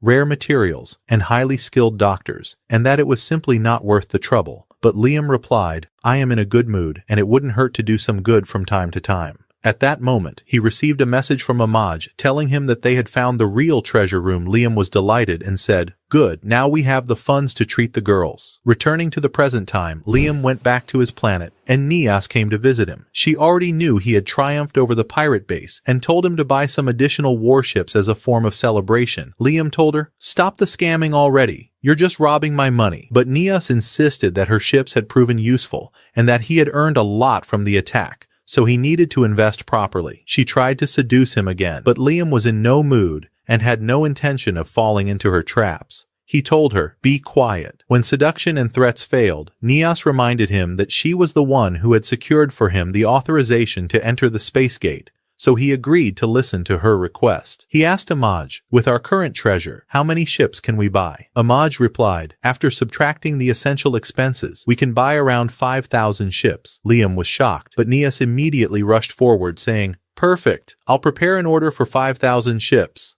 Liam ran after her, trying to catch her before this madness turned into reality. Meanwhile, Yasushi was walking through the corridors. He was thinking of a new idea to ask for money from Liam, and by chance, he saw Nias passing by, speaking on the phone. saying that she had requested a massive order after she had been humiliated and exhausted herself completely, as usual. Yasushi assumed that Liam was treating it like a game, and from that anger, he felt an unexpected thrill, something the mentor had been waiting for, hoping he would drown in negative emotions. At that moment, he was still searching for Nias, but Yasushi found her first. He said, "Follow me," and led her to the training grounds. There, he covered his eyes and placed weight on his sword to enter an impossible type of training. This time, Yasushi unleashed dozens of drones, firing tennis balls at Liam from all directions at speeds faster than ever. Liam could not even react in time to block them and was hit repeatedly on the head. Then Yasushi increased the force even more, knocking Liam to the ground. Liam shouted, "I cannot block all these strikes with a single sword." Yasushi replied coldly, "Stop making excuses. You must find the solution yourself." These words ignited an idea in Liam's mind. He decided to use magic as he had before, but this time defensively. The magic transformed into a barrier, which immediately succeeded in deflecting all the tennis balls away from him. Yasushi stood astonished before Liam,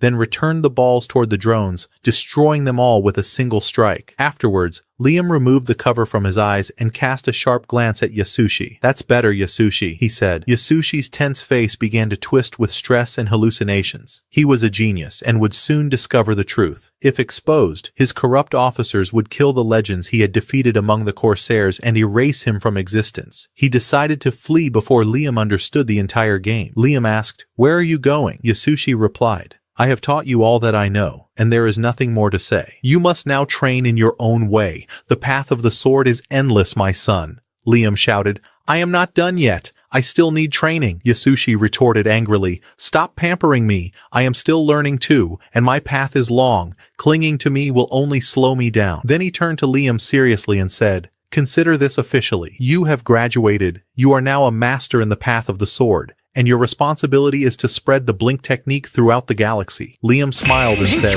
"Very well, I will do it." As soon as Yasushi turned, he sped away at maximum velocity. Liam had never felt such satisfaction in his life. His debts were reduced, his lands flourished, he had defeated some Corsairs, and his mentor's recognition filled him with pride. He raised his eyes to the sky and said, "Thank you, mentor, for everything."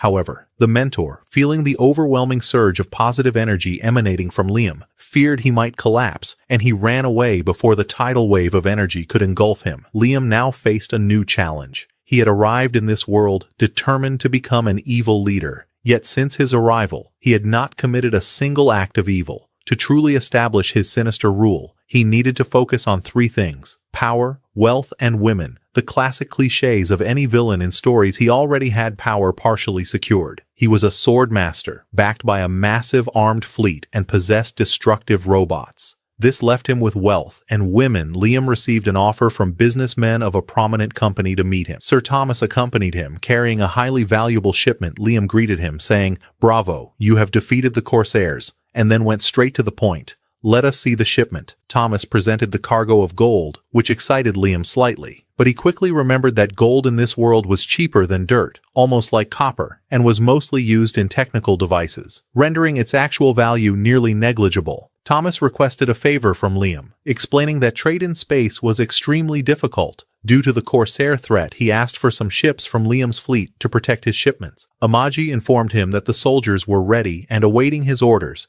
and that these missions would grant them valuable experience. Liam agreed on the condition that he receive a larger quantity of gold in return. Thomas gladly consented. Upon returning from the meeting, they noticed that the 5th Field Province was thriving astonishingly, despite Liam's young age and limited experience in leading people forward, a rare occurrence for any ruler. The people did not understand why he valued gold, but it did not concern them. He was selling it to a scrap merchant. Liam was pleased, and to increase their confusion, at that moment he hugged the gold and kissed it, which bewildered the servant. Liam explained, "Gold is a symbol of prestige and power," and asked Amaj to use the gold to build a massive swimming pool. The servant understood and remarked, "Yes, correct, and gold is pure, clean, and hypoallergenic." Liam replied, "That is not exactly the reason." Yet he was happy, because he had received his first bribe in life, marking the beginning of his path to wealth. Having secured power and wealth, the remaining matter was women, a desire Liam wished to experience as a human. Given the betrayals he had endured in his previous life, He chose to refuse traditional offers and decided to marry a married woman as a personal challenge. He then went out into the streets to search for women, for he had never left the palace and knew nothing of his cities or the culture of his people. He encountered a very beautiful girl, dressed attractively, and approached her to converse, asking if she would accompany him. She agreed immediately, but suddenly, a pink-colored secretion resembling a balloon emerged from her nose. Liam was shocked, as was Ak, when he saw that everyone around him carried the same balloon in their noses. It turned out that this was the latest fashion in his kingdom, called nasal balloons,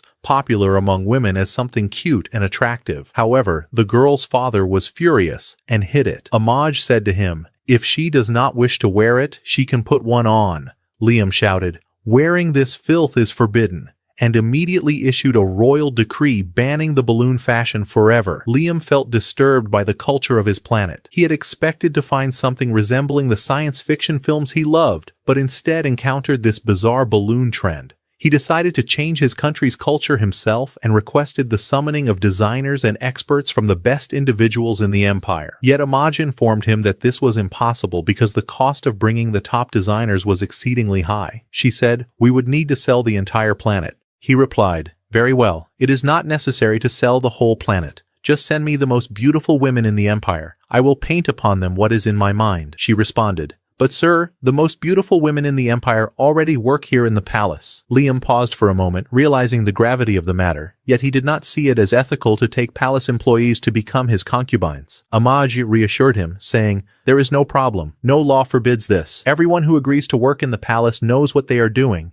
and even this is considered a great promotion in rank." Liam said to her, "I love you for no reason, Sheikah." She asked, "I have been behaving this way from the beginning. For what purpose?" Liam answered, "From the start, my plan was to play the role of the evil lord and hide my true feelings. But things got a little scattered. I felt frustrated and could not comprehend how exhausting it is to be an evil lord. Now, all I want is to send money for necessary matters. The rest I will consider later." Meanwhile, we saw Christiana lying inside the treatment tube. She looked at her hands and said, "I see my hands now. I thought I had never seen them before." The doctor entered and said to her, "We have restored your body to its original state using a regenerative treatment." Christiana could hardly believe it. She whispered, "My body cannot be like this. This is a beautiful dream. I will surely die." The doctor replied gently, "No, my dear, this is not a dream. We have used a legendary substance, akin to the elixir of life." Yet Christiana remained unconvinced. "Why would anyone do this for me? I have lost everything. My work, my family, even myself." The doctor reassured her,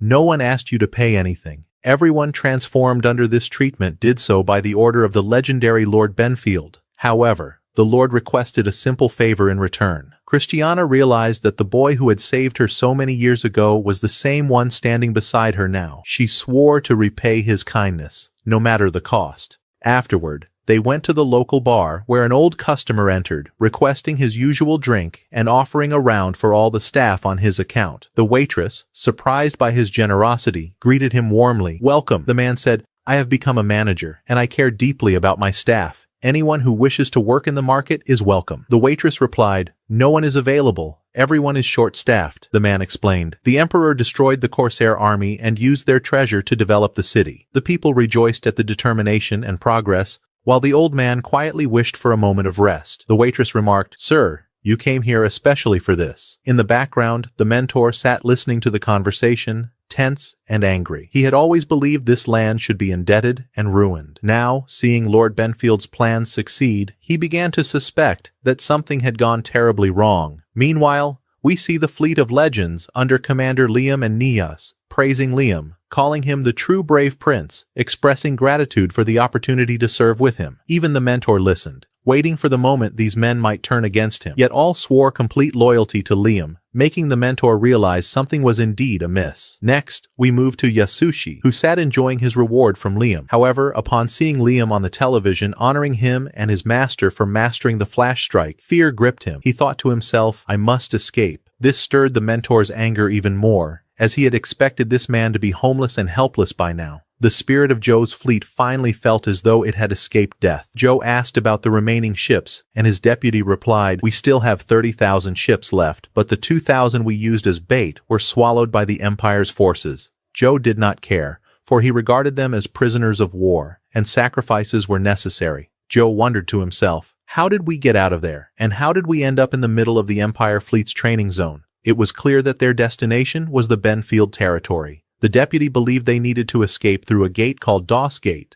but the gate's settings were likely incorrect. Joe grew furious and said, I will teach those lords a lesson they will never forget for betraying me. At that moment, the guide appeared before him and asked, Are you certain your anger is directed at the right person? Joe was startled and asked, Who are you? The guide replied, My name is, then asked, Do you remember who you were supposed to fight? The guide cast a spell on Joe, restoring the memory of whom he was meant to fight and mentally programming him toward Liam.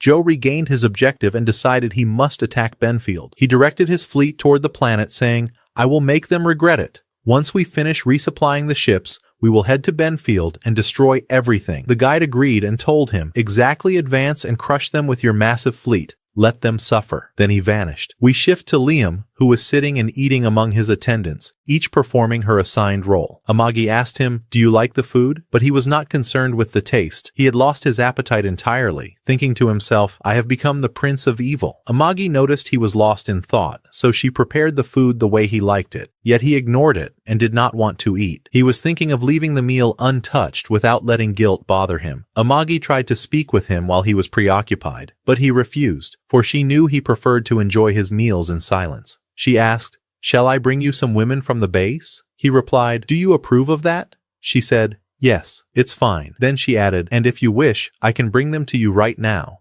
Liam answered, I do not want any other woman. Amagi did not know that he already had one, so he did not need more, and she told him, Very well. She then said, I am not a woman. I am an artificial intelligence, and I will not be able to give you an heir. He questioned her again, and she replied, I do not understand the point you are referring to. He told her, Good, for I am an artificial intelligence, and I possess no awareness of consent or refusal. What matters to me is that you are happy. Liam grew attached to the artificial intelligence with a sense of affection, seeing a future where everything might collapse if such a force was not handled wisely. She asked him, Do you want me to bring you women? He did not answer her immediately, for she had noticed that he already had many. She then asked, Do you see these robots you have? Are these your women? He replied, Stop asking these questions. She said to him, But Brian will be extremely angry if I do not bring elegant women to the place. Prime did not explain his point of view to her, for he did not understand the dreams of men and women who welcomed this situation as if it were something simple. After that, Okada came out, planning to impose heavy taxes and fill his pockets like the evil prince,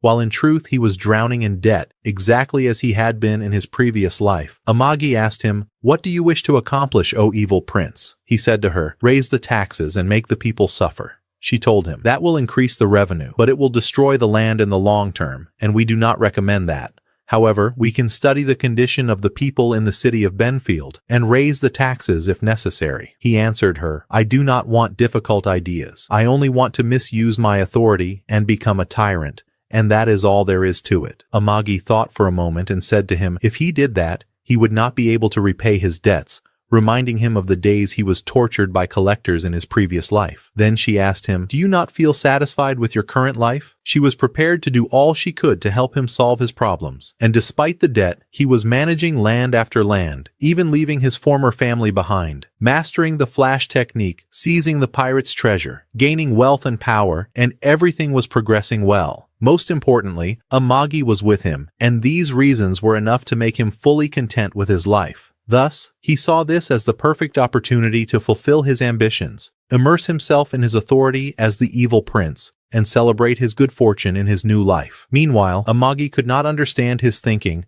and said to him for the third time, My son, I am an artificial intelligence, and it is difficult for me to understand what goes on in your mind, but I will assist you in anything you desire. Then we moved to her cleaning room, where the robots were still at work. One of the robots spoke, saying that she had tried to change her hairstyle to distract Liam and prevent him from noticing her. Yet Liam discovered it, and he pushed them all together despite their bodies being nearly identical. Shirani told them that she considered this moment very precious and had recorded and kept it, but Archmi and Shiomi objected, saying that they wanted to do the same action. At that moment, Amagi appeared and told them that she would not allow it. Shirani had not imagined that what she did might upset Liam, but Amagi told her she would confiscate the video and present it to Liam, asking her, Were you joking with her? You must not leave such data behind, and then depart. After that, she left, and it seemed that the AI here began to change. Then we went to her office, which Ibrahim entered, informing him that he had very bad news. The Krasna had declared war on them,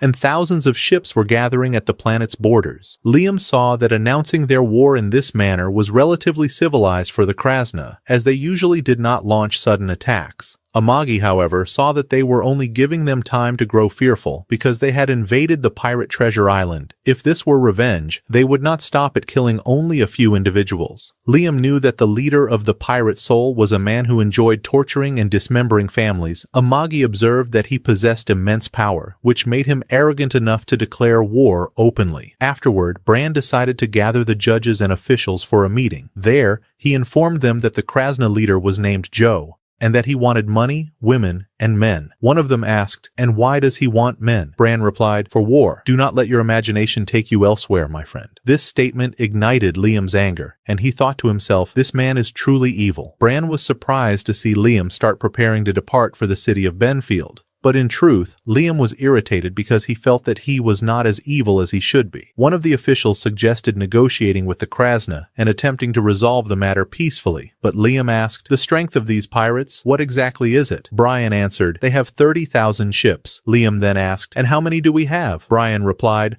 "Only 5,000. But the commander of the forces said that numbers are not everything, and even if they surrendered, the Krasna would not leave them unharmed." Another officer remarked that entering such a battle would be a guaranteed loss, an act of sheer folly, especially since they were still awaiting support from the Empire. Liam began to think and notice something peculiar. The treasure they had seized from Joe was not substantial enough to drive him to attack with his entire army. Therefore, there must be a greater reason compelling him. Amagi requested permission to speak, and when Liam allowed her, she explained that she had analyzed the data obtained from Joe's ships that they had captured, then simulated the battle. The outcome revealed that the chance of victory did not exceed 3%. Bran was shocked and said, "If only the new weapon in Factory 7 had been ready." Imthal asked, "What is this? A new weapon?" Bran replied, "Yes, it is called the Devastator." The moment Brian mentioned the weapon, time suddenly froze. Liam attempted to contact them, but no one responded. He recalled that Nita, in his previous life, had told him that time stoppages were deliberate in 90% of cases.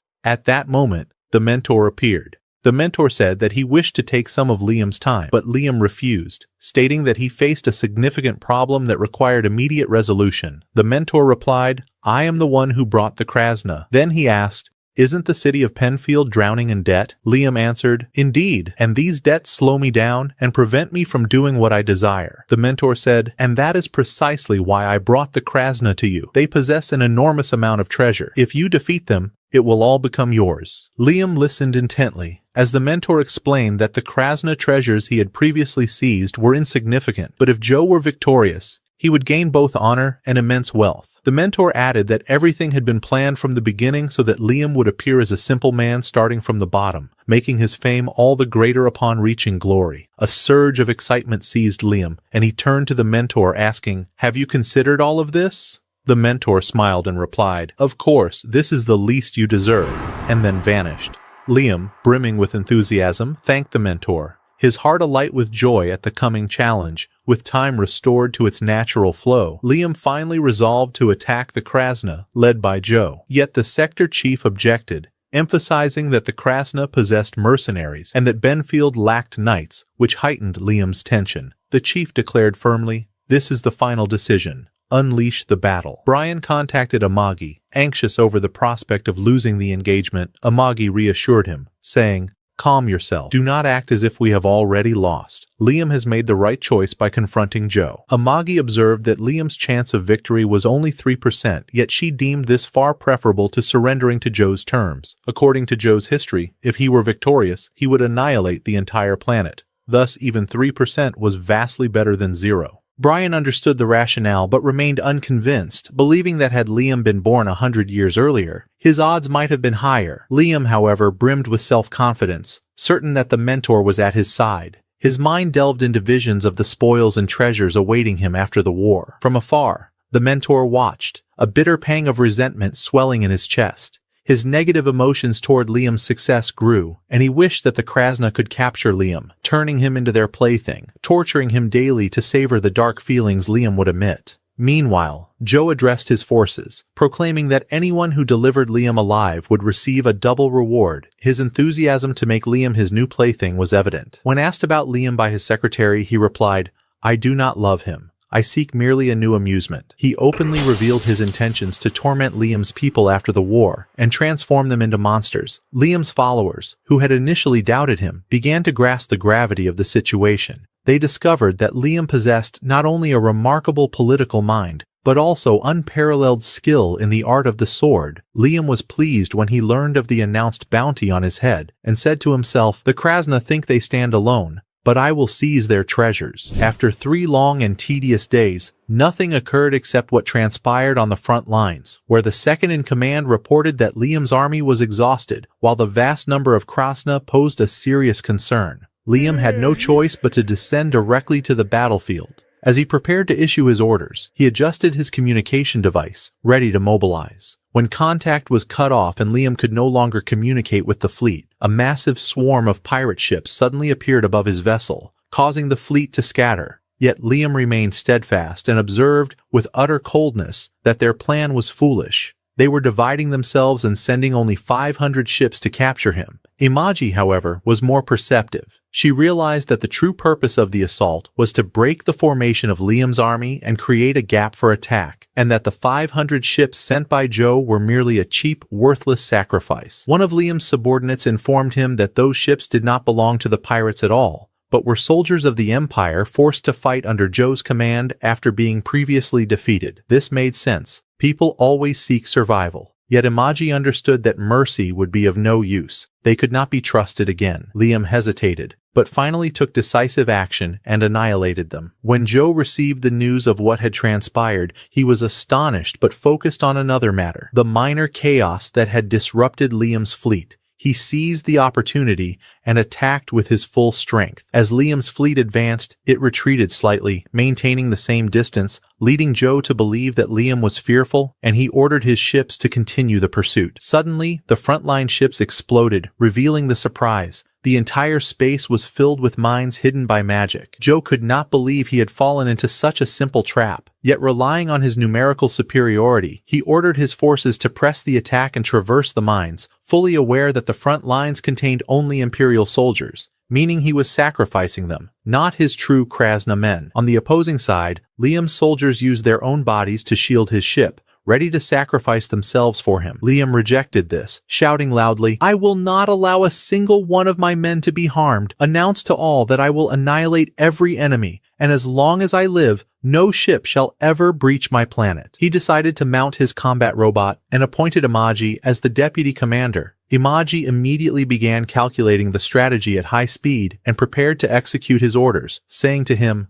"Good luck, my lord." Then he entered his robot, heading into battle, while Imaji assumed control of the ship and began issuing commands to launch Liam into the fight. She went to order the knights to prepare the remaining ships for departure, but the knights could not believe that a machine could command them. They said to themselves, "How could a mechanical being guide us? We are humans, not toys." Imaji tried to explain to them that Liam was going into the battle himself, that he would not leave anything behind, and that if they did not support him, he would remain alone and die. She told them, "My loyalty belongs to no one, neither to you nor to the people. My loyalty is to him alone. I will do whatever is necessary to protect him." Her words touched their hearts, and they said to themselves, "How can a mere doll possess more loyalty than us?" So they swore to defend Liam with their lives and immediately prepared for battle. Imaji launched Liam's ship, named Afid, and he set off with full confidence, convinced that the battle was nearly decided. He entered the space-time tunnel, intending to surprise Joe while he was unprepared.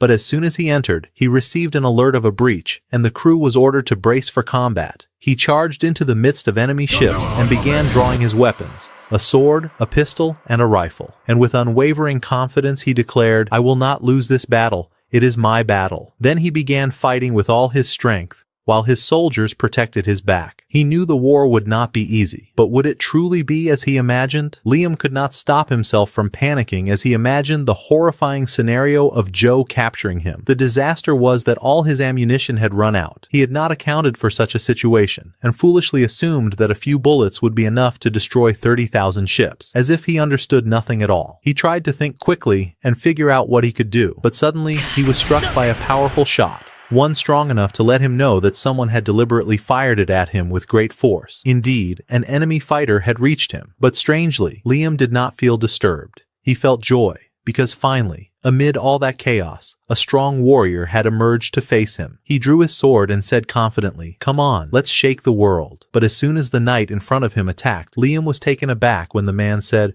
"What is this? You are not weak at all. Your sword is heavy. Where did you learn this?" Liam raised his chest with pride and said, "I learned according to the style of the blade of the Flash." The knight stared at him in bewilderment and said, "What style is that? I have never heard of it in my life." Liam's anger ignited and he shouted, "How can you not know it? My commander uses this style, and it is the greatest of all. Clearly you are ignorant." But the knight was unconvinced and said confidently, "I have fought warriors from the strongest academies, and if this style were real, I would have heard of it." Liam replied with irritation, "Then take it." And with a single strike, he killed him. Suddenly, he realized that perhaps it would have been better to leave him alive, to go out and tell the world of Liam's monstrous power. But time had passed. He then decided to leave some skilled fighters in a state between life and death so they could spread his name, serving as his personal advertisement. Nevertheless, the Akrasna remained unconvinced of his strength. They kept repeating, "How can a noble and poor fighter like him possess such power, such a weapon, and such armor?" Liam's anger flared, and he attacked them with the flash sword technique, pressing his assault relentlessly. Suddenly, he received a notification that a part of his armor had been damaged.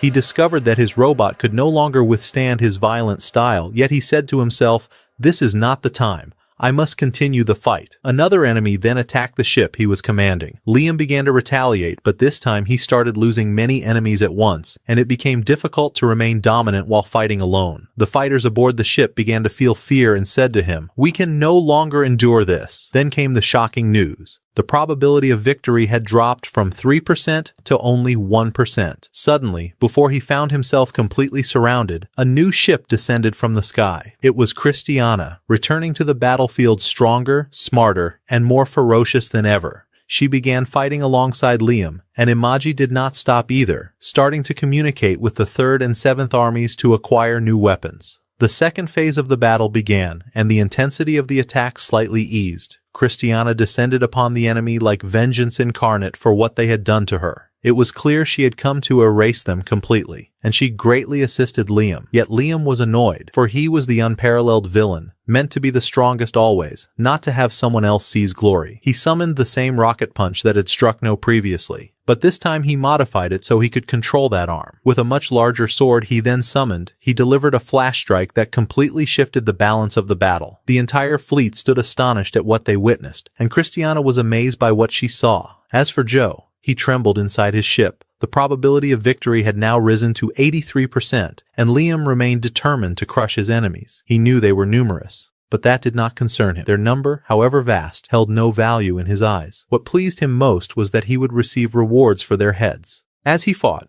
Christiana watched him with great admiration, impressed by his skills, acknowledging that she had never seen anyone like him before. Truthfully, she was enjoying every moment. Looking at him, she was lost in thought, reflecting on his image and all he had done for her, unable to imagine her life without him. While she was absorbed in her thoughts, a knight attempted to attack her, but she was Christiana, the queen of skirmishes. She unleashed her pent-up fury, a wrath born from the harm inflicted by Joe and his crew. She fought mercilessly, so much so that her attendants grew anxious. She was not known for losing control in such a manner, which indicated that she was on the verge of collapse unless they succeeded in calming her. As for Liam, he had his own motivation. He remembered those who had demanded debts from him in his past life, recalling the cruelty they had shown him. He resolved that any villain confronting him would be defeated without mercy. In the midst of the battle, Amagi informed him that a fleet of knights was approaching. He turned on them and defeated them with a single strike. The knights aboard his ship looked on in astonishment, unable to deny that he must always remain on their side. For if he became their enemy, inevitable destruction awaited them. This child's life had never been easy, gentlemen. His parents had left him a poor, bankrupt city, yet he had built it into a prosperous, powerful metropolis under his reign. Even now, he fought far from it to protect his people and to ensure the knights would not attack his city. Everyone was certain of one thing: even if the city ever fell, as long as Liam remained alive, he would restore it to its glory. making the destruction of the city essentially impossible. Amid the war, he noticed a formation of ships resembling a central headquarters. He attempted to attack it, but a strong shield protected it. He drew closer and discovered that breaching it was impossible. As soon as Amagi saw him, she immediately sent assistants to penetrate the shield. From her ship, she directed all their fleets to fire upon the shield simultaneously to weaken it. They unleashed a fiery blue beam that persisted until the shield finally shattered. As soon as the barrier broke, they began bombarding the ship responsible for its operation, creating a small gap in the shield. Liam passed through it while the others continued firing. Joe's assistant reported that shield ship number 58 had been breached, and they were instructed to deal with it immediately.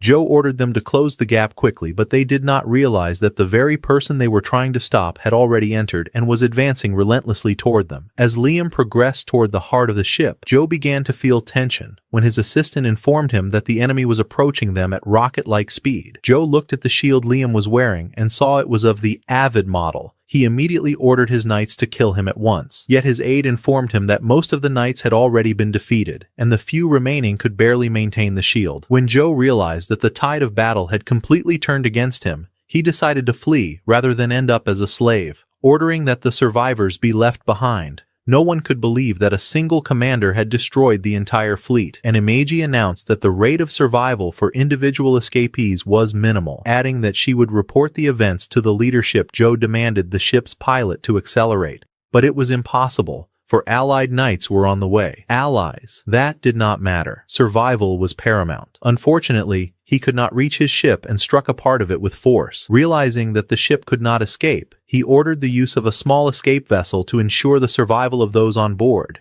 As Liam attempted to flee with the escape ship, he realized the true objective was the treasure. He informed his knights that the time had come to reclaim the treasure specified by the mentor. His knights warned him that advancing inside the enemy vessel could be dangerous, as Joe might detonate it, but he did not heed their warnings, reasoning that if Joe had intended to commit suicide, he would not have tried to flee in the first place. Despite the warnings, they entered the ship, his knights guarding him and instructing him not to advance to the front lines. Liam, undeterred, moved forward and noticed hidden knights around the ship, eliminating those before them. Suddenly, a group of heavily armed fighters appeared, attempting to protect him and ordering him to retreat. Yet he refused, standing resolute before everyone. These knights, who had formerly served nobles, knew that nobles were akin to thieves, each acting for personal gain. They resolved to confront Liam but suddenly froze, as if movement had been stolen from them, while Liam walked among them without hesitation. His knights asked him, "What are you doing?" He replied, "Do not pursue them." They were astonished and asked why, to which he answered, "I struck them in a flash." Indeed,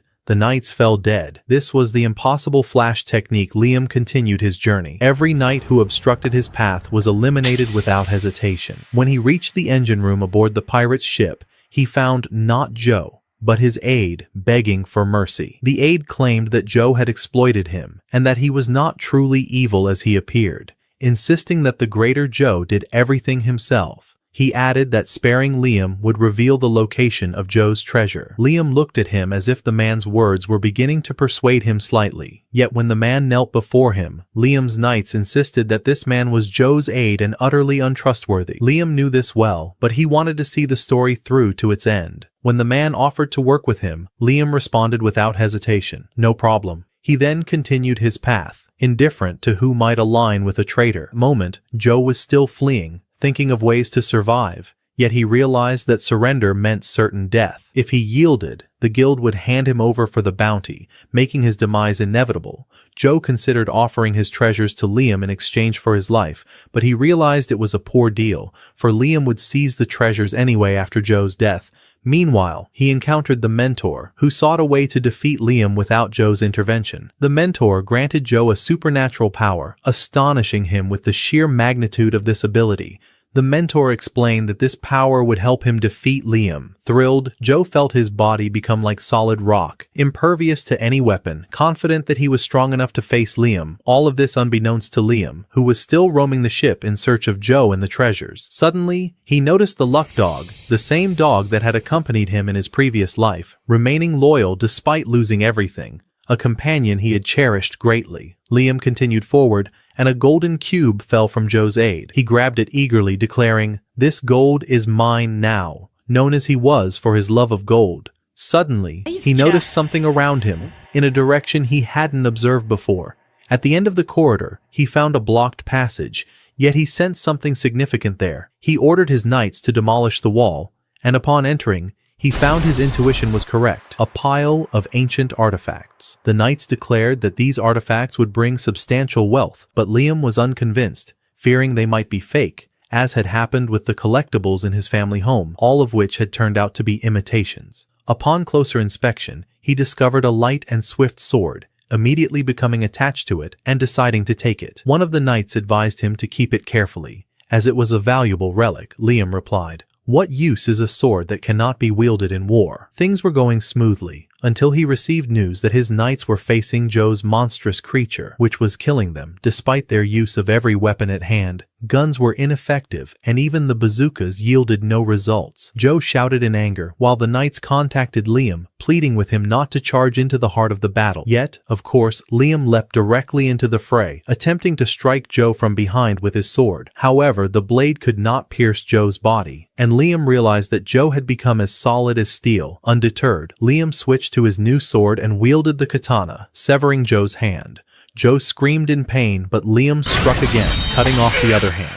Even then, Joe did not surrender. He attempted to attack Liam, but Liam evaded his assault, leapt behind him, and severed his legs, leaving Joe sprawled on the ground, powerless to resist. When the knights called out Liam's name, Joe was shocked to discover that his opponent was the noble known across the planet. He begged Liam to spare his life, offering treasures equal to the bounty placed upon his head. Liam refused, declaring that all the treasures he now possessed were his, leaving Joe only the satisfaction of taking the bounty. Humiliated, Joe attempted to attack Liam once more, but Liam swiftly cut off his second leg. Realizing he had no escape, Joe pleaded for cooperation, claiming he possessed power that could be of use. Liam paid no heed. He sought only to claim Joe as his bounty. One of the knights asked Liam if he truly intended to take Joe. Liam replied, "Yes, for the bounty will indeed be of use." The knight responded, "With criminals like Joe, the bounty means either death or life, and since Joe has killed many, it is only right that they avenge themselves and strike him down. That is your command." Liam then returned to his ship, instructing the knights to care for the survivors.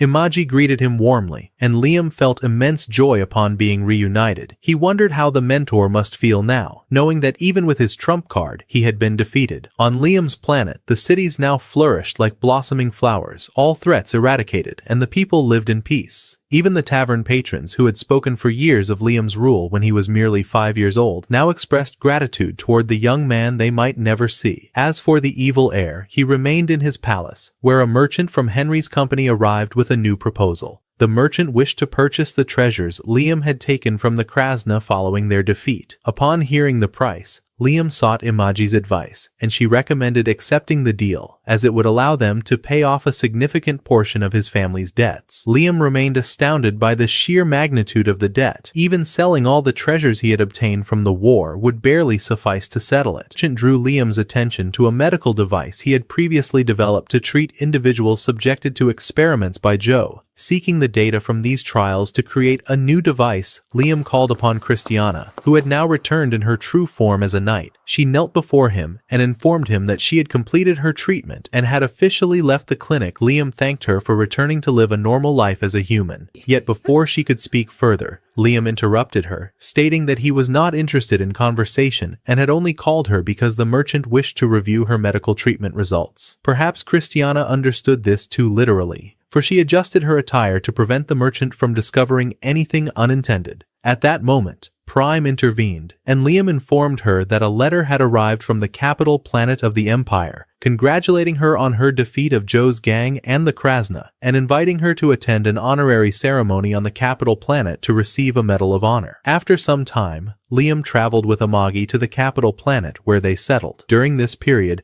Liam encountered 4 strangers whose identities he did not know, which angered one of them. Questioning how Liam could not recognize them, Amagi informed him that one of them was his father, and he finally remembered the man who had imposed all those debts upon him when he was 5 years old. His mother was also present alongside his grandfather and grandmother. She still loved him silently, feeling rivalry because of her attachment to Amagi, who had been his 5th birthday gift. She advised him to distance himself slightly from Amagi, as the empire did not favor intelligent doms. Liam's grandfather commanded him to dismiss Amagi, mocking him by saying he still required a governess, despite Amagi having grown up. Amagi stepped back to spare Liam further embarrassment, yet he requested that she remain by his side, having grown weary of his family's interference. Finally, he asked them what they wanted from him, and his father candidly replied that their sole goal was for Liam to pay their bills. His parents provided him with a monthly allowance, yet his mother was dissatisfied with these funds. Liam returned to his decisive demeanor, affirming that he would grant a fixed sum of money each month. Amagi smiled faintly, realizing that those depleting his wealth were not truly his family, but intruders. Liam drew his sword and declared that his fortune and lands belonged solely to him, that no one else would have authority over them, and that his former family had now departed. He resolved to return later when his mood had improved. Then he turned to Amjaja and said honestly, "You alone are my family in this world." At the same time, the mentor grew increasingly frustrated and decided to exploit his power to influence Liam's family, attempting to brainwash them into formally requesting a change of the head of the family so that he could seize control of Liam's possessions. Should Liam resist, the mentor planned to hire assassins to eliminate him. The mentor was confident that this plan represented Liam's inevitable end, yet the dog of fortune, who had saved him countless times before, was watching everything and might protect him once again. While the mentor and his family were talking, Amjaja passed through the corridor and noticed the dog emerging from one of the rooms. She approached the door to observe what was happening, using her technological eye to scan the room and identify who was present and what was occurring. She noticed Cliff and the others. Instead of knocking, they stood listening to the conversation. She heard Cliff ask, "What will they tell the Emperor when they request the Count be replaced?" They planned to claim that Liam possessed an intelligent automaton, and that he had brought it to the palace as proof that he did not deserve the title of Count. Amjaja showed no objection, sitting silently and sorrowfully while observing the gathering, as Cliff and his relatives departed for the Empire to execute their plan. Yet the Emperor rejected their request, leaving them stunned, as they had assumed he would comply immediately. They asked, "Why do you refuse?" The Emperor replied, "Liam is the Count that every city needs. He pays his debts, improves the lives of his people, protects his possessions, and recently defeated the Krasna under Joe, which brought him great honor and pride, and enhanced the prestige of the entire realm." They then asked, "If we were in your place, would we approve removing someone like Liam to restore the weak to the throne?" The Emperor answered candidly, "Owning an automaton or robot is not a crime, and as long as no law forbids it, there is nothing wrong. People, however, may view it as an unusual habit. At the same time, allowing Liam to continue as Count benefits the Empire financially." They attempted to tempt him with promises. "If you restore us to the throne, we will pay the taxes,